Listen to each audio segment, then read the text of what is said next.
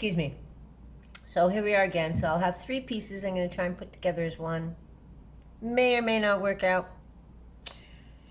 I just hope I don't say anything too, vulgar or stupid. That, although, I mean, stupid as far as my own ignorance, I don't mind. Laugh at me. That's cool. Because part of it is learning how to just let, like water off a duck's back, they say, to be able to take criticism. Intellectually, one can comprehend that,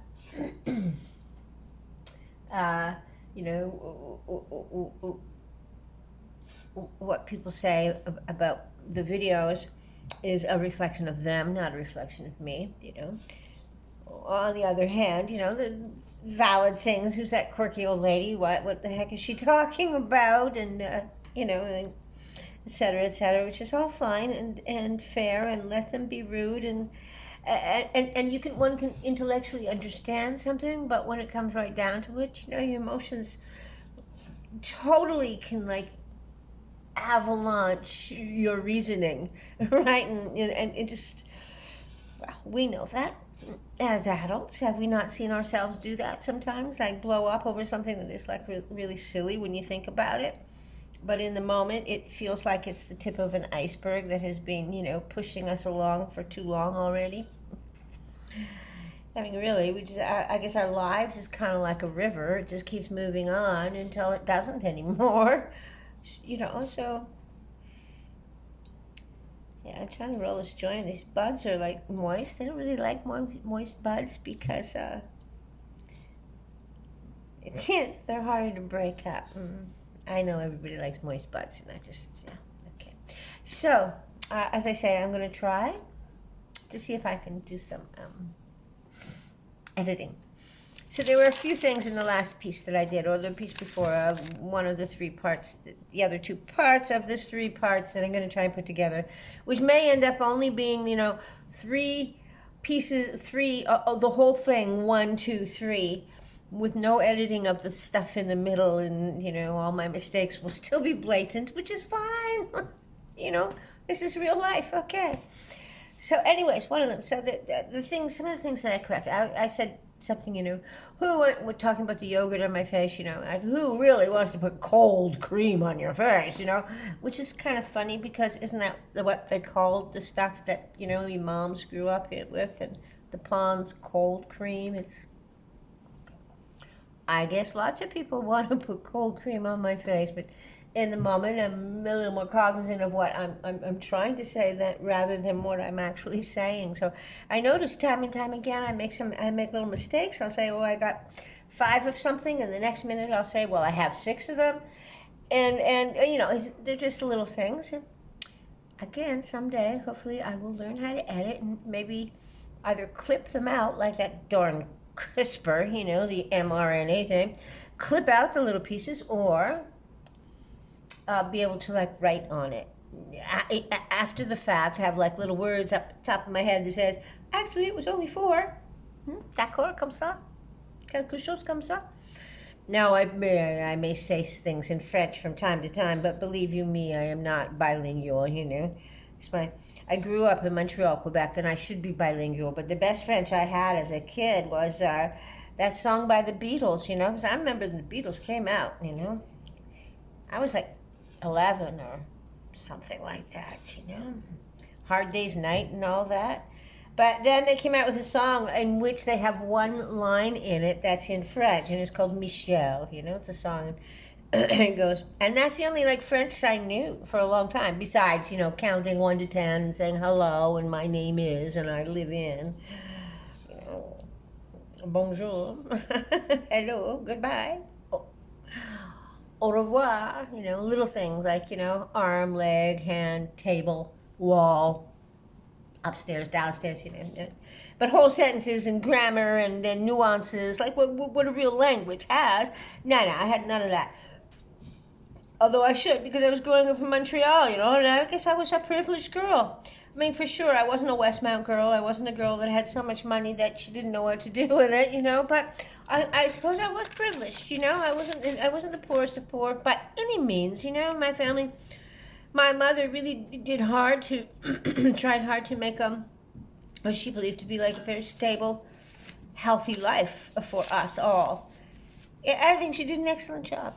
So, anyways, so cold cream. She wore cold cream, oil of Olay, and well, Pond's cold cream and Nivea, and then Pond's cold cream, and then this is going way back, 50, 60 years. And then the newest, biggest thing came out was called oil of Olay. Now it's like, it's not even upper drugstore quality, but back then it was the newest, greatest thing. My gosh, things have changed, huh? Even in skincare. So that was one thing about the yogurt on my face, which I use because the lactose, the bacteria, the lactobacillus eats the top layer of skin. The protein in the skin, and then you rinse it off, and then after I rinse it off, I put on my toner, which I make every week, and it's really strong, like quadruple strength green tea. It's just a little jar like this because I only use a little bit, and I make it every week because I don't want it to ferment too much. So it's quadruple strength, really strong, like almost really dark colored green tea with a few drops of rose oil and attar in it. Shake it all up, and that's what I use as a toner. And again, the green tea, the teas, the black teas, those teas, they have tannins in them. And they also sort of like up the outside protein layer of the skin. So that's a step one, step two. But then when it gets down to putting on creams for my face and anti-aging creams, or something that might soak into my skin to help nutrients, there isn't that much that I have tried it all as far as home products are concerned, like from avocados to nourish my skin, mash all this green stuff on my skin. It's like, once you finally get it off, yeah, the skin is nice, but it's a blooming mess, and you don't want to do that a lot, grinding things, like almonds, grinding almond powder with kelp, at any rate, I've tried all kinds of things. Coconut oils, olive oils, when I say try, a couple of weeks at least, nah, none of them good. So like I can only afford drugstore quality right now, and even if it's upper level drugstore quality, but and I try to buy local, and I haven't found yet any good vegan. Well, no, I do use some vegan stuff, but like for example, Burt's Bees, like the quality of their skincare is not what I need, as an older woman. And besides, some big conglomerate bought them. So, I understand we want to be careful with the products that are in it and where it's made. I know there's a few companies in Canada which I'm a little interested in when I have a little bit of money, like when I sell the farm or something. And there are a few good, reputable, honest, natural botanical skincare made in Canada products. Maybe not everything that's in them, like let's say ashwagandha or something. So at any rate, that's another subject. So, skincare, we still gotta use the big pharmaceutical company skincare. So I'm sorry, whether it's Pond's or Neutrogena or what was that other one I used? Filogra or Juviance or Elizabeth Arden. It goes on and on and on. And then the next level up, the Clarins, and the next level up, which isn't drugstore, but like more like Ogilvy's or Holtz, is like the Agostino Badar or something, or La Mer or and they're good products. I can't afford them. But there's a reason that they charge that much, because they're good products. They work. They help. I'm going on too long about skincare. Most of you don't really give a crap, I know. So, a little bit that I'm on keto. And one of the things I found is I'm more or less sort of in touch with how certain foods affect me. And over the years, and I have people that can attest to this, over the years I found that although I loved, both start with an A, asparagus, and artichokes and pistachios. There we go. If I ate them, you can pretty much count that, the next day or within 6 or 12 hours or whatever, how many hours, you could pretty much count on the fact that I was going to get in a grumpy, poke the bear mood. Not nice to be around. And I have friends that can attest to this because we've pointed it out and it's been documented. But I've noticed that since I changed my diet from sugar-based, carb-based to fat-based, that those foods don't affect me the same way anymore. And I actually really like asparagus and I really like pistachios. I'm not sure about the artichokes because there's another oxalic acid issue, so I'm not sure about that yet. But they don't seem to affect me the way they used to. So now, another thing I used to eat, which almost made me ill, was chia seeds. It was like, the days of chia seeds came up. Chia and hemp both sort of hit the market around the same time in the New Age diet. And after a while, I had problems with chia seeds. And then I had some tests done and I realized they were too tiny. They were getting diverticulosis, I think it's called, it was like getting caught up in the little folds in the intestines and stuff. I stopped eating chia. Years ago, I stopped eating chia. Hemp seeds are fine. Flax seeds are fine. I eat lots of flax seeds. But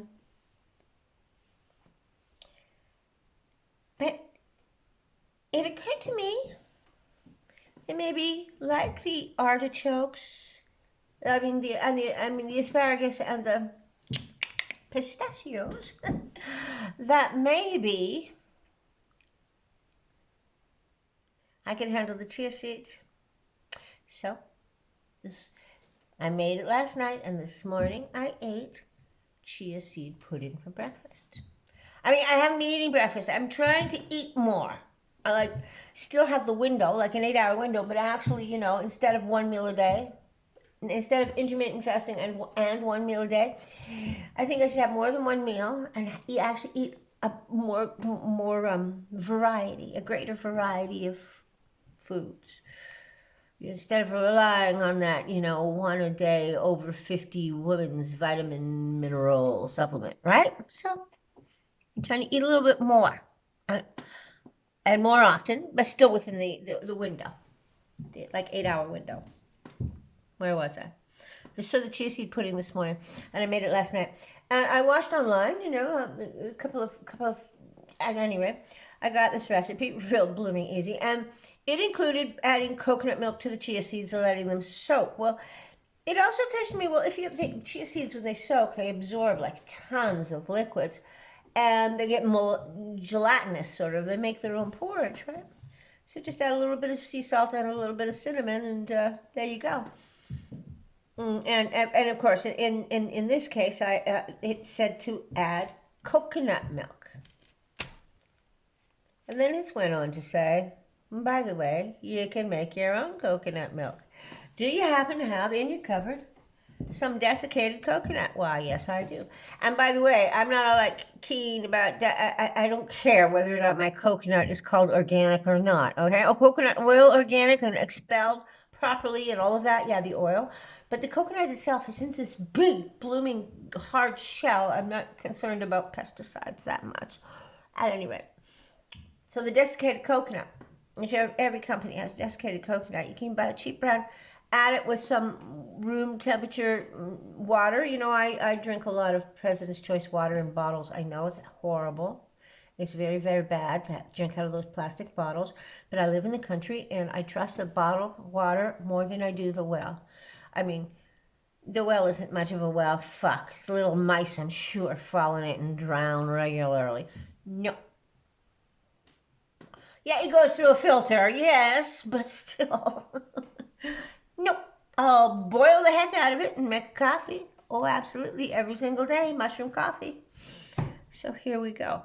So back to the chia seed pudding. So I had it this morning, and I guess hopefully, I'm going to try and have some tomorrow and have it for a few days, and maybe not every day, but like over a few weeks, a couple of times a week, and we'll see how my body reacts. Because I think that might be a good food for me. It's filling, and I can add, like, I like to have, not a lot, but some blueberries or raspberries with it, because I'm, adding some carbs into my diet now. Make it a balance, not this like way out of whack, protein and fats in one hand and no carbs at all. No, no, no. I need a little bit of carbs.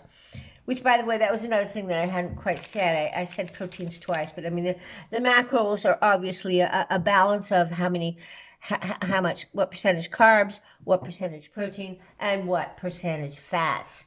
And the Canadian diet design that I grew up with was like carbs, carbs, carbs, carbs, carbs, and vegetables, vegetables, vegetables, and fruit, fruit, fruit, which is also carbs. So changed it up a bit.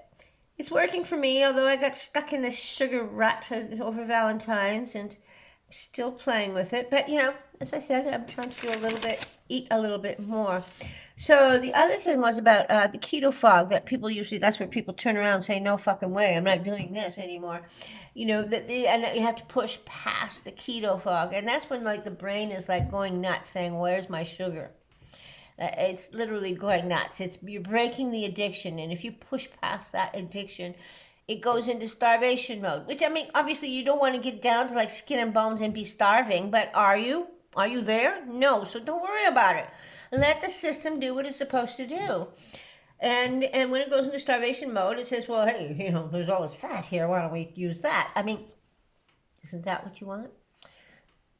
So I think once upon a time I talked about the difference between, clean keto and dirty keto. Like dirty keto, you may as well, no comment, whatever works for you. Okay, so, and I was also talking about the small dairies that have more localized milk. It's not like everybody's GMO cow's milk is thrown into one big huge vat and then packaged up. I was talking about a few here in like Ontario and Quebec, and the ones that I know of are, as I say, Chagnon in Quebec, and Biedmont, I think it's called here, and that was the other one, Biedmont, and Upper Canada Creamery. Look for it, guys. And by the way, that roasted chicken that was brought to my table was an organic roasted chicken. Bloomin' huge. And the flavor was awesome. I mean, what a difference in the organic flavor to the flavor of the chicken breast that I get elsewhere in the grocery store. And I usually buy the chicken breast with the bone in it because I already noticed that it tastes better than the ones without the bone in it when you cook it. But this was an amazing flavor, and it was organic. And finally, the last thing I wanted to say was I went on and on about two more things. I went on and on about cream. And the reason that I had added cream to my coffee over that was because the heavy cream satiates the body. So it's okay. I'm not starving. I got this. I'm fine. And that was helpful to me for quite a long time. Quite a few months. I don't much use cream anymore. I will if I'm out. I'd rather have double cream in my coffee than just black. But I'm not keen on the highly processed milk products that are available. So I think that was it. And the final thing was I mentioned that I had a fear of blue cheese. And it's not a fear of getting fat because I love it so much and I'll just keep eating it and da da. No. It's the mycelium, the bacteria. There's a live bacteria in it. And I relate, my body clearly reacts to the mycelium in the air, the mycelium in my foods. One of the reasons I like local foods, I mean, my body's already attuned to the mycelium in the area. And this blue cheese, they add bacteria, and there's more than one kind, and you don't quite know where it's from. And that's what concerns me, that if overriding my own natural, localized inner biodome, overriding it with a heavy dose, of this blue cheese bacteria that I throw into my system. Again, I may be using the wrong words, but I think I'm getting the idea across. And that is where my fear comes from, is to mess up my inner biodome. And when I do that, my head gets confused, and I also get dietary cravings, which I don't really want to have to deal with. On the other hand, blue cheese. You only live once. Surely I'm allowed to have it occasionally. Peace.